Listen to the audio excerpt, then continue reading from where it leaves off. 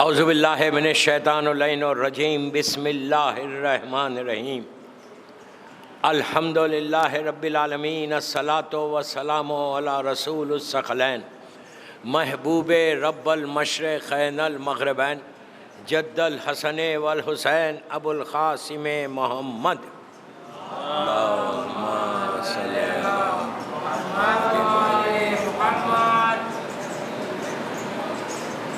وعلی اہل بیتہ طیبین الطاہرین المعصومین المظلومین۔ بسم اللہ الرحمن الرحیم۔ انی سلم لمن سالمکم وحرب لمن حاربکم الی یوم القیامہ۔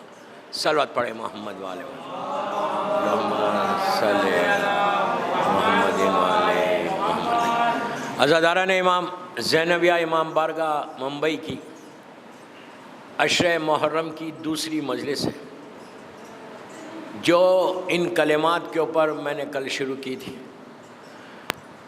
یہ ایک وعدہ ہے، یہ ایک عہد ہے جو ہم امام حسین سے کرتے ہیں۔ زیارت عاشورہ کے یہ جملے ہیں کہ انی سلم لمن سالمکم و حرب لمن حاربکم الی یوم القیامہ، کہ مولا حسین ہم آپ سے وعدہ کر رہے ہیں کہ آپ نے جس کے ساتھ پیس کیا ہم بھی اسی کے ساتھ کریں گے انشاءاللہ، اور جس کے ساتھ آپ نے جنگ کی ہم بھی اسی کے ساتھ جنگ کریں گے، اور یہ سلسلہ قیامت تک باقی رہے گا۔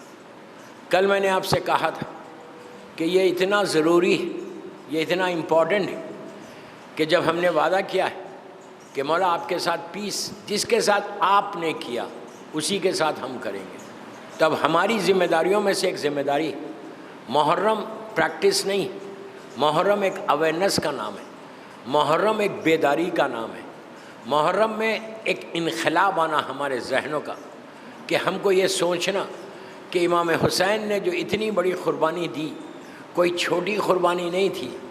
ایک دن میں پورے گھر کو لٹا کر مولا حسین نے ہمیشہ ہمیشہ کے لیے دین کو بچا لیا۔ اگر آج اسلام باقی ہے، اگر آج کلمہ باقی ہے تو یہ فرزند زہرا کا صدقہ ہے۔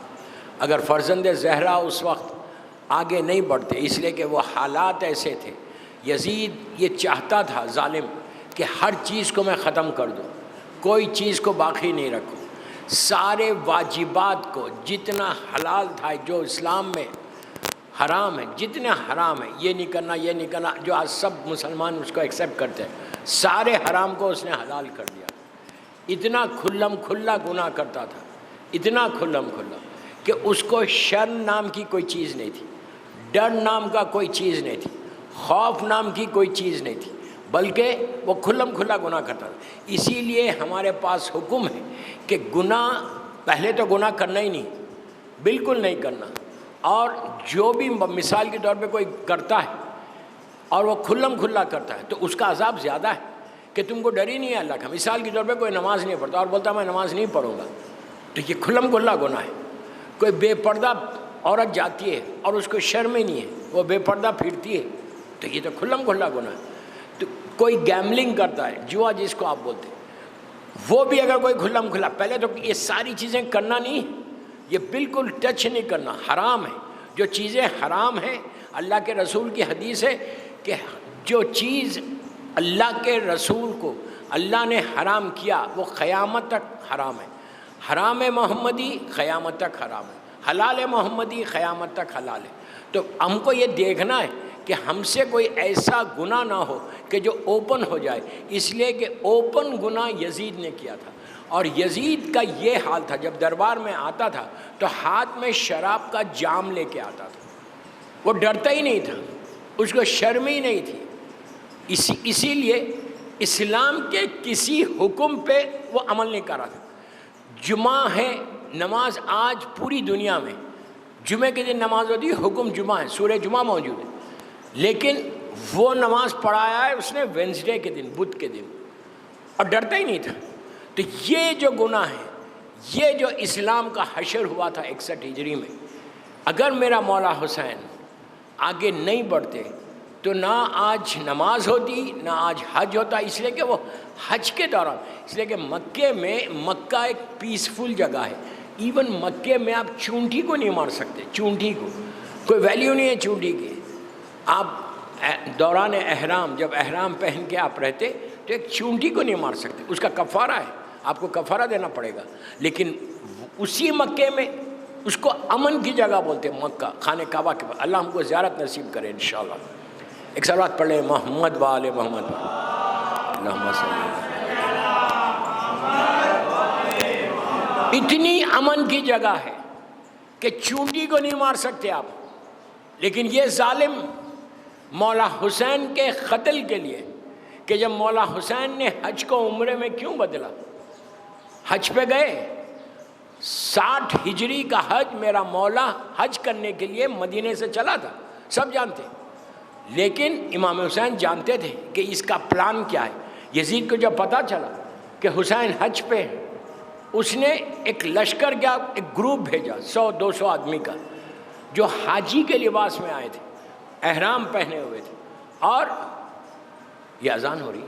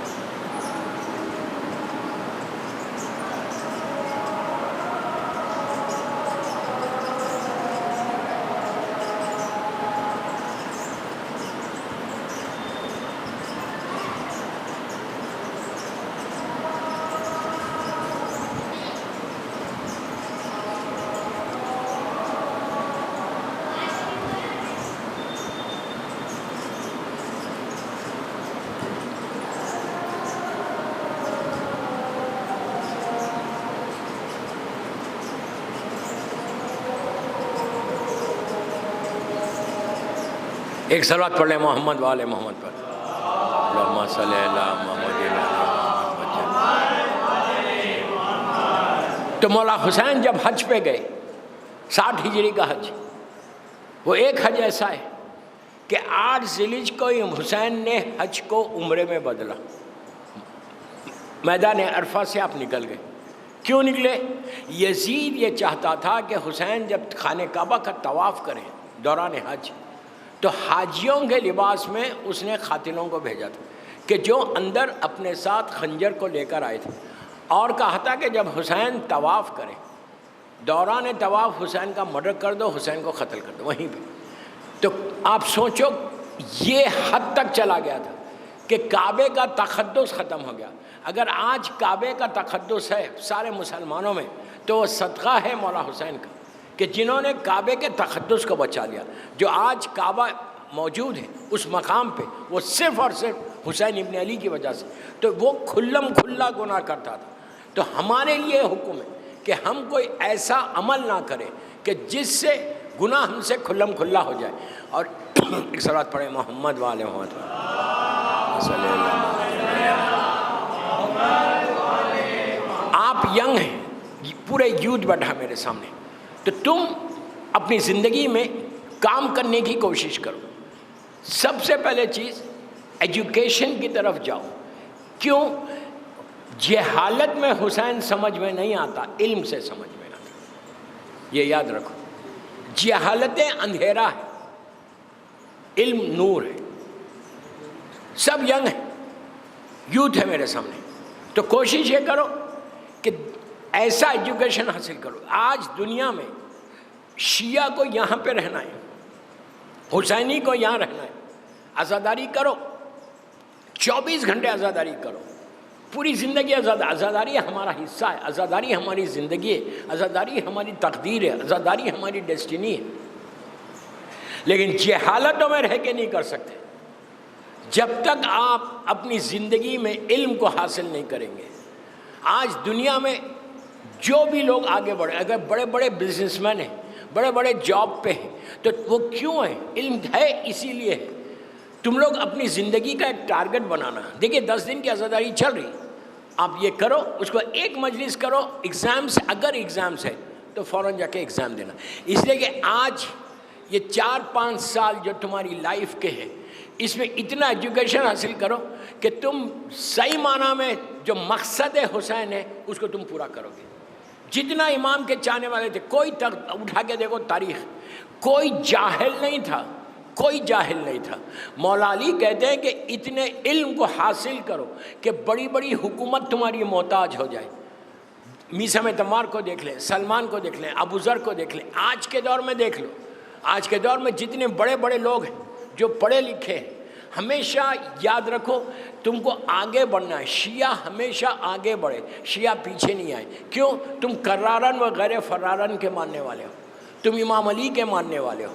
مولا علی باب المدینۃ العلم ہے. مشہور رسول کی حدیث ہے کہ انا مدینۃ العلم و علی بابھا، کہ میں علم کا شہر ہوں اور علی اس کا دروازہ ہے.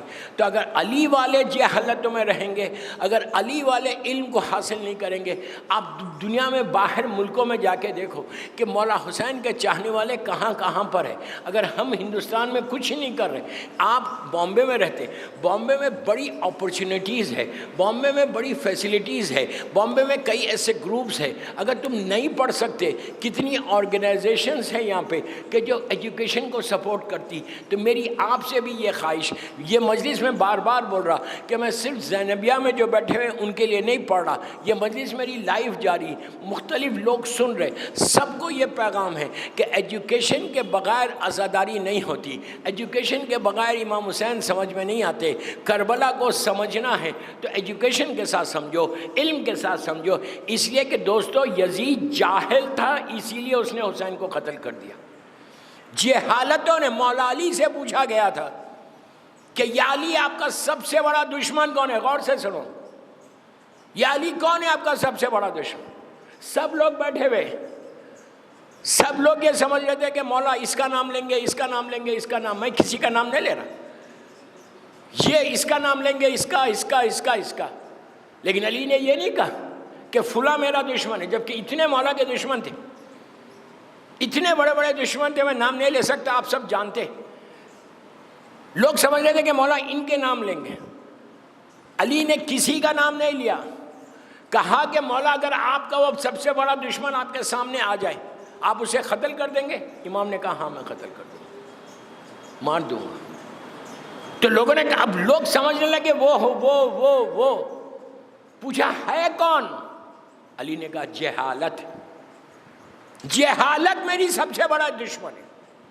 سب سے پہلے اگر میں ختم کروں گا تو جہالت کو ختم کروں. اب آپ انصاف سے بولو، میں نہیں بول رہا، یہ میرے مولا کا مشہور جملہ ہے کہ اگر شیعہ جاہل ہے، ہمارے بچے نہ پڑھیں، ایجوکیشن حاصل نہیں کریں، تو دین واٹ از دا یوز؟ زندگی میں یاد رکھو، یوتھ بیٹھا ہوا ہے نا، میں تمہارے لیے میں نے ٹاپک کو بدلا ہے. جاہل رہو گے نا، 10,000 15,000 کی جاب ملے گی، اس سے زیادہ نہیں ملے گی. جاہل رہو گے، میٹرک رہو گے، انٹر رہو گے، تو 10-15,000 20,000 سے زیادہ نہیں ملے گی. وہی اگر تم اچھا ایجوکیشن حاصل کر کے، پڑھ کے ماسٹرز کرو گے تو کیا ہوگا؟ تم کو 40 50 60 ہزار 80 ہزار کے بھی جاب ملتا، تو آپ یہ چاہتے ہیں کہ ایک بیڈ روم کے فلیٹ میں ممبئی میں پوری زندگی گزار دو؟ ایک بیڈ روم میں نہیں رہنا، 2 بیڈ روم میں نہیں رہنا، تم اپنا ٹارگٹ بنگلہ رکھو۔ ابھی ینگ ہو نا، یہ پلان کرو کہ مجھے ماسٹرز کرنا ہے، اب کر کے میں باہر چلا جاؤں، باہر جا کے ماسٹرز کروں، کمپنی کے CEO کی طرف جاؤں، کمپنی کا پریسیڈنٹ بنوں، ہزاروں آدمی تمہارے انڈر میں کام کریں، تم اس وقت شیعت کو بہترین آگے بڑھا سکتے، تم لوگوں کی مدد کر سکتے، شیعت کی مدد کر سکتے، پیغام حسین کو دنیا تک پہنچا سکتے۔ علم رہے گا، جس محفل میں بیٹھو گے ذکر علی کر سکتے، اگر جاہل رہو گے تو بڑی بڑی محفلوں میں جا کے خاموش ہو جاؤ گے۔ سمجھ میں آئی بات؟ جب تک علم نہیں آئے گا یو کانٹ ڈو اینی تھنگ، کچھ نہیں کر سکتے پوری زندگی۔ آج تم ینگ ہو نا، ویری ینگ، آج اگر کوئی ایجوکیشن کے لیے بولتا ہے تو سمجھ میں نہیں آتا، کب سمجھ میں آئے گا تم کو؟ کب فیل کرو گے ریگریٹ؟ جب تم ایک سٹیج پہ آ جاؤ گے، 24-25 سال کے ہو جاؤ گے، تمہارے دوست آگے بڑھ گئے، ان کے پاس جابس ہیں، تمہارے پاس جاب نہیں ہے، کوئی کسی کا ساتھ نہیں دیتا۔ یاد رکھو، آج تمہارے ماں باپ ہیں تمہیں کھلا رہے ہیں، اللہ ان کو اچھا رکھے، سلامت رکھے۔ ماں باپ مر گئے، کوئی بھائی مدد نہیں کرتا، سب اسٹرگل کر رہے۔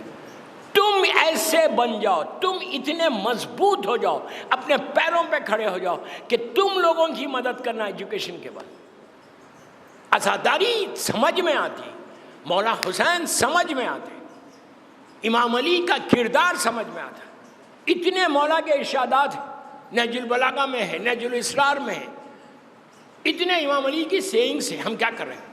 ٹیلی فون کے اوپر، سب کے پاس اسمارٹ فون ہے، ٹیلی فون کے اوپر چیٹنگ کرنے سے بہتر امام علی کے، مولا حسین کے، معصومین کے ارشادات کو اپنے فیس بک پہ لگاؤ، انسٹاگرام پہ لگاؤ، روزانہ مولا کی کوئی سیئنگ کو دوسروں تک پہنچاؤ۔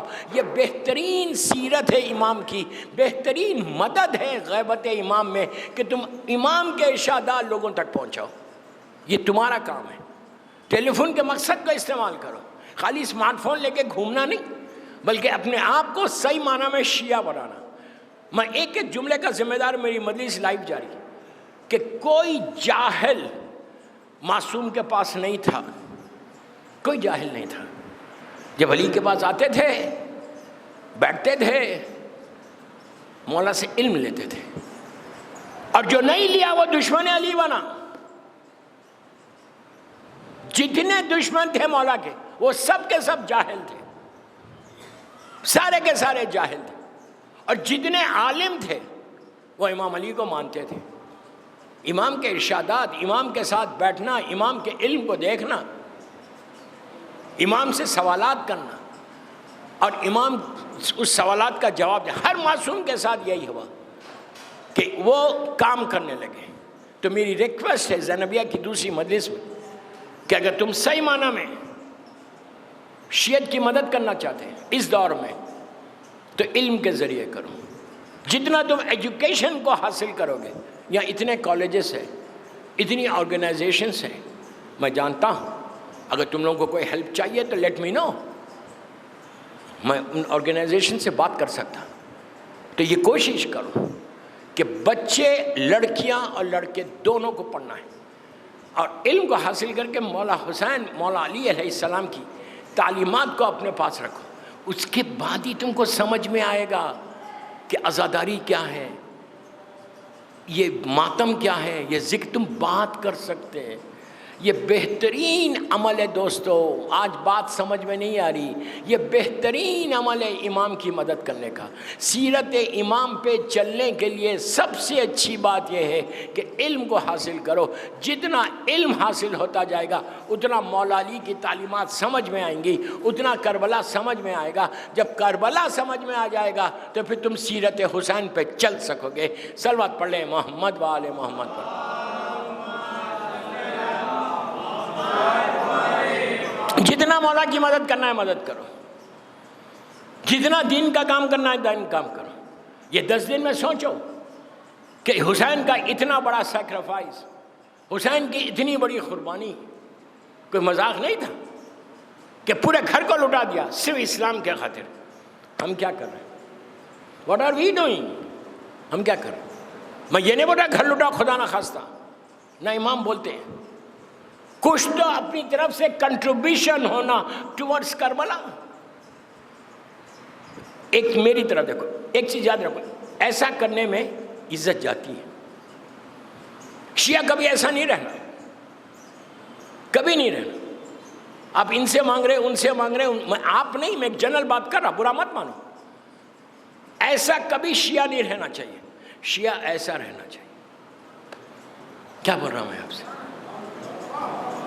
سمجھ میری بات؟ دینے میں جو مزہ ہے نا وہ لینے میں نہیں ہے۔ میں کیا بول رہا ہوں آپ سے؟ ایک روٹی دو، ایک روٹی دو کسی کو، دل کو سیٹسفیکشن ہوتا، دل کو سکون ملتا۔ ایک روٹی کیا ویلیو ہے یہاں پہ بامبے میں؟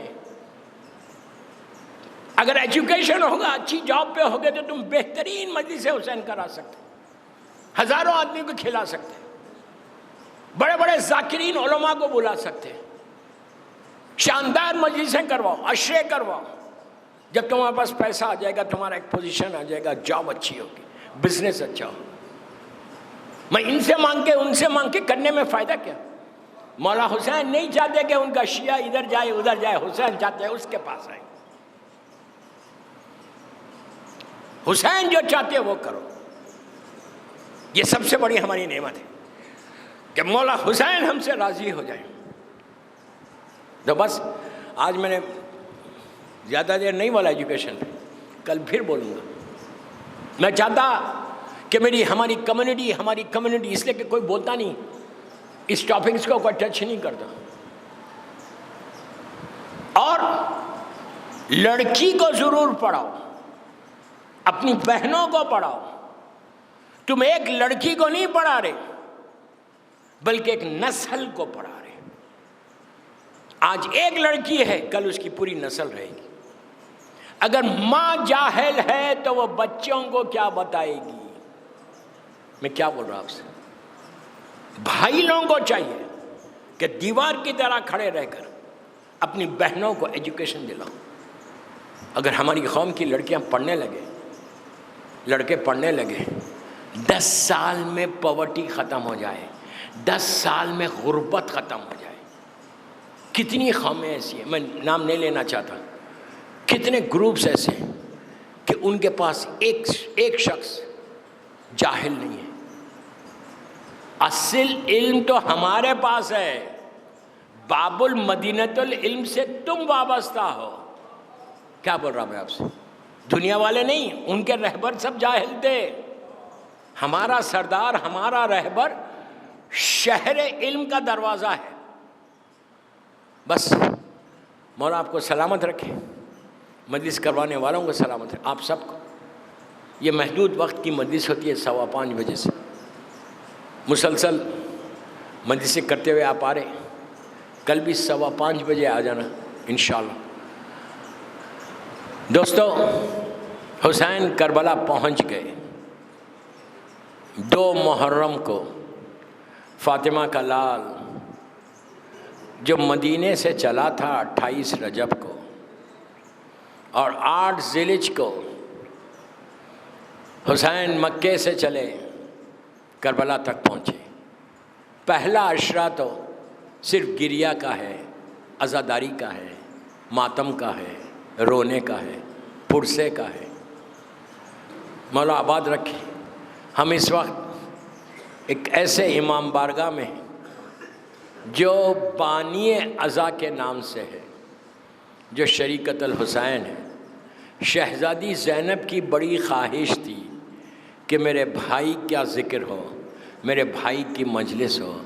بس وہی روایت پہ میں مجلس کو تمام کر رہا کہ جب رہائی ہوئی اور چوتھے امام نے آ کے کہا کہ پھوپھی اماں، یزید نے ہم کو رہا کر دیا، چاہے آپ یہاں رہیں چاہے مدینہ جائے، تو بیوی کو کہنا کیا چاہیے تھا؟ بیوی کو کہنا چاہیے تھا کہ بیٹا فوراً مدینہ چلو، لیکن بیوی نے کیا کہا؟ کہا کہ بیٹا جب سے میرا بھائی مارا گیا، آہستہ مت رو، آہستہ مت رو، جب بھی میرا بھائی جب سے مارا گیا میں نے اپنے بھائی کی مجلس نہیں کی، بھائی کا ماتم نہیں کیا۔ بیٹا یزید سے کہو کہ ایک مکان خالی کرے، میں بھائی کی مجلس کرنا چاہتی۔ دوستو آج کی مجلس میں میری شہزادی زینب سلام اللہ علیہ کو ہدیہ کر رہا، ان کی اس خواہش کے اوپر مکان خالی کیا گیا۔ بس میں مجلس تمام کر رہا ہوں۔ مکان خالی کیا گیا، سیدانیاں آ کے بیٹھیں، بیوی نے چوتھے امام سے کہا کہ یزید سے کہو کہ ہمارے تبرکات بھیج دے، اور وہیں پر بیوی مجلس جب کر رہی تھیں تو اور شام کی عورتوں کو بھی دعوت دی گئی۔ شام کی عورتیں یہ سمجھ کے آئیں کہ بڑے گھر کے لوگ ہیں، شان و شوکت کا بھاری لباس پہن کر آئیں، تو عجیب منظر دیکھا کہ خاک کے اوپر بیویاں بیٹھی ہیں، ایک بیوی بیچ میں بیٹھی ہے، اس نے سر کو اٹھا کے دیکھا، دیکھ کے کیا تمہارے شہر میں پرسے کا یہی طریقہ ہے؟ یہ لوگ گھر گئے، سیاہ پوش ہو کے آئے، زینب نے ان کو خاک پہ بٹھا دیا، بٹھا کے کہا بیبیوں سنو، ہمارا گھر اجڑ گیا، میرا بھائی ذبح ہو گیا، ہمارے بچے قتل کر دیے گئے اور ظالم نے ہم کو اسیر کر لیا۔ بس دوستو مجلس ختم ہو گئی۔ اس کے بعد تبرکات آنے لگے، ایک ایک سر آیا۔ جب علی اکبر کا سر آیا تو لیلا نے آگے بڑھ کے لے لیا کہ یہ میرا 18 برس کا لال تھا۔ جب قاسم کا سر آیا ام فروا نے کہا یہ میرا کربلا کا دولہا ہے۔ عزیزو اس کے بعد علی اصغر کا سر آیا، رباب سر پیٹنے لگی کہ ہائے میرا علی اصغر کربلا میں ذبح ہو گیا، یہاں میری سکینہ ختم ہو گئی، میری گودی اجڑ گئی۔ عباس کا سر آیا، بیویوں نے کہا یہ ہمارے پردے کا محافظ تھا۔ آخر میں حسین کا سر آیا تو زینب نے لے لیا اور کہا ہائے حسین۔ ساری بیویوں نے اپنے اپنے وارث کے سر لیے، 2 سر رکھے ہوئے تھے، کوئی لینے والا نہیں تھا۔ شام کی عورتوں نے کہا کیا ان بچوں کی ماں مر گئی؟ اس وقت فضا نے کہا ایسے مت کہو، ارے یہ زینب کے بچے ہیں، یہ اون و محمد ہے۔ اس کے بس دوستو پھر چادریں آئیں، ایک ایک چادر کو بیوی نے اٹھایا، اٹھا کے کہا ام کلثوم یہ تمہاری چادر، رباب یہ تمہاری، لیلا یہ تمہاری، ام فروا کو دیا۔ عزیزو ساری چادریں بٹ گئی، لیکن وہاں پہ ایک چھوٹی سی چادر بچ گئی۔ اس چادر کو اٹھا کے زینب نے قبر سکینہ پہ رکھ کے کہا کہ بیٹی تمہاری چادر آ گئی، بیٹی تم بڑا تڑپتی تھی، ہم واپس وطن کو جا رہے۔ الہی سیدی و مولا، پروردگار میری شہزادی کے مصائب کا واسطہ ہماری یہ مختصر سی عبادت کو قبول کر لے، ان آوازوں پہ اپنی رحمت کو نازل فرما، پوری دنیا میں جہاں جہاں عزاداری ہو رہی اللہ اس کی حفاظت فرما، مولا کے عزاداروں کی جان مال عزت آبرو کی حفاظت فرما، فرزند مظلوم بی بی زہرا میرے امام کو سلامت رکھنا، اللہ جنت البقیع جنت المولا جناب حمزہ اور اہل بیت کی خبروں پہ سایہ کر کے روشن کر دے، بے حق بیمار کربلا بیمار مدینہ سارے بیماروں کو صحت دے، کوئی غم مت دے سوائے غم حسین کے، میرے امام کو سلامت رکھ، میرے امام کے ظہور میں تعجیل فرما، ہم سب کو امام کے ناصروں میں شمار فرما۔ ایک سورہ فاتحہ ڈاکٹر اختر حسن رضوی صاحب کے والدین کے لیے، ان کے بچوں کے لیے، اپنے اپنے سارے مرحومین کے لیے، سورہ فاتحہ بسم اللہ۔